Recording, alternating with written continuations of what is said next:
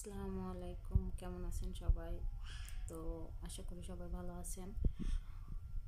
তো এর আগে ভিডিও করছিলাম যে আমার হাত পুড়ে গিয়েছে, সেটা নিয়ে আমাকে কাজ করতে হচ্ছে। আর বাড়িতে থাকতে, মায়ের কাছে থাকতে তখন করা লাগেনি, মা অনেক যত্ন করেছে।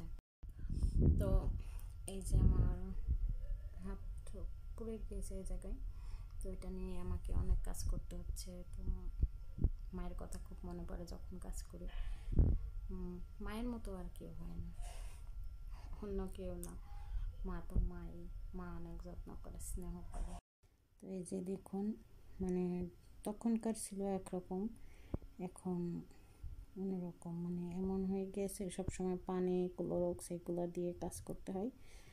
তো এই যে মানে অন্যরকম ইয়ে হয়ে আসছে। তো প্রবাস জীবন যে কত কষ্টের, যে করে সেই বোঝে, অন্যজনেরা বোঝে না। তো সবাইকে তো আর বলে বোঝানো যায় না যে প্রবাসে কত কষ্টে আসছে এই জেলখানাতে। তাই আর কি বলবো, প্রবাস জীবন জেলখানা চাইতেও খারাপ। 1 মাসের বেতন দিয়ে সবার শখ পূরণ করেছি, সবার শখ মিটাইছি ঈদের। শুধু নিজের শখটাই দাফন করে দিয়েছি। নিজের কোনো শখও নেই, কোনো ইচ্ছাও নেই, কোনো কিছু নেই। নিজের কষ্ট দিয়ে সবার মুখে হাসি ফোটানোই হলো প্রবাসীদের। তো এই কথা কেউ বোঝে না, যে করে সেই বোঝে। এই জন্য আল্লাহ তাআলা সবাইকে ধৈর্য শক্তি দিক, সবাইকে সুস্থতা দান করুক, সবাইকে সৎ পথে চলার তৌফিক দান করুক, সবাইকে নামাজ পড়ার তৌফিক দিক। আল্লাহ হাফেজ, সবাই ভালো থাকবেন, প্রবাসীদের জন্য দোয়া করবেন।